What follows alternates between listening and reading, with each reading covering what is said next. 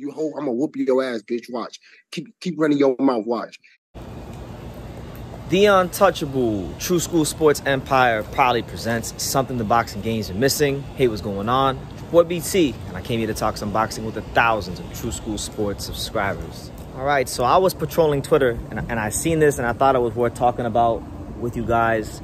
As you guys saw in the beginning of the video, Naoya Monster Inoue, he is embracing his inner Salvador Sanchez, and he was seen wearing a Mexican sombrero with the Mexican wardrobe that says Mexico, you know, the prototypical gear that you see Mexican fighters over the years wear. He was wearing it as he was pictured in the Ohashi boxing gym with his sparring partners, Christian Cruz and Jose Salas Reyes from Mexico. So interesting stuff. And I was looking at it, and I was saying to myself, you know, could just be, you know, them having fun, which is very possible. Maybe they just got him Mexican gear and he's showing respect by wearing it. But what it could also mean, ladies and gentlemen, is that quite possibly, you know, although he still got Inoue has some serious business to take care of with Marlon Tapales come December 26th. You know, that's not going to be a cakewalk.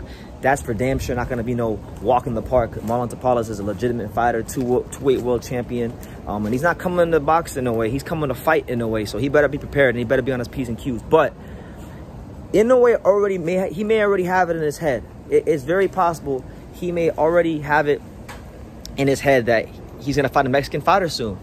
Now, could it be Luis Nery? I know Luis Nery is a fighter that has been mentioned for Inoue.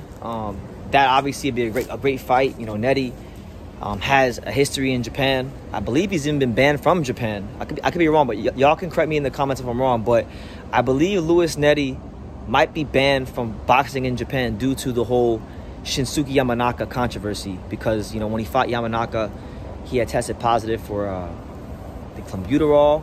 Yeah, was it that fight? Or maybe I can't remember if it was for the clenbuterol thing or he missed weight or whatever it was. But he can't box in Japan from what I've heard, right? So Inoue may be thinking, hey, I may need to come to the States. I may need to fight a Mexican fighter on the West Coast like a Luis Nery. So he's already thinking about fighting a Mexican fighter, right? And that'd be a great fight, because Nery had a great fight this year earlier with Azat Hovhannisyan, which is one of the best fights I've ever seen in my life. If you haven't seen that fight, please go watch it. Luis Nery versus Azat Hovhannisyan.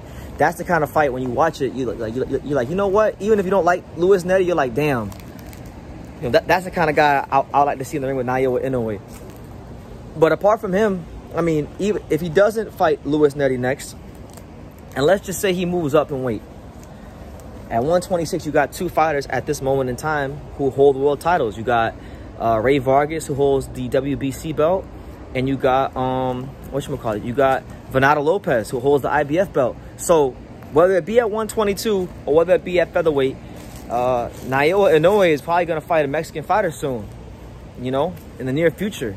So he's already putting himself in the mind of an Aztec warrior. You know, he's channeling his inner Chalino Sanchez. He's channeling his inner Salvador Sanchez, and he's wearing the Mexican sombrero with the Mexican, you know, outfit. So, you know, it's very interesting to see. And I look very forward to seeing, you know, how Inoue is going to fight in this Marlon Tapales fight. You know, because Marlon, again, I don't think Marlon's going to come to box Inoue. I think a fight will break out. And I'm very intrigued. I'm very intrigued to see just how everything's going to play out. I know a lot of people aren't giving Marlon Tapales a chance. I'm giving him a slight chance, only because, you know, Marlon is a guy that's been two-division champion, and, you know, I respect his skills, and you know, just thing with him is he's got to make sure the defense is a little tighter. But other than that, it should be a really good fight when it does take place. But I just wanted to touch on that here real briefly, just kind of get my Japanese boxing coverage going again, because I ain't really talked about no Japanese fighters in a while. So yeah, Naoya Inoue wearing the Mexican sombrero. I know some people may say, you know, they may say, like, because I've seen it. I remember when Stephen Fulton fought Brandon Figueroa at the Park MGM back in 2021. I was there, and he wore the Mexican sombrero himself. A lot of people said that was disrespectful, and the same thing happened when Montana Love, you know, had probably the best respect to Mexican culture I've ever seen from a non-Mexican fighter when he walked out to, I can't remember who the singer was, but some Mexican singer, and he had real Mexican music playing and had the sombrero. They said that was disrespectful. So my question to the Mexican fans would be, you know, it was disrespectful to a lot of you guys when Stephen Fulton wore the sombrero. It was disrespectful when Montana Love wore the sombrero. Is it disrespectful of Naoya Inoue wearing the sombrero, or are you guys gonna make an exception for him because he's a great fighter, or for quite possibly other reasons, which I won't state, but you know what I'm talking about? Leave your comments down below. Make sure you guys take the time to subscribe. And like I say in every single one of these videos, you can love me or you can hate me, but I'm just getting dang it. So until next time, take care, guys.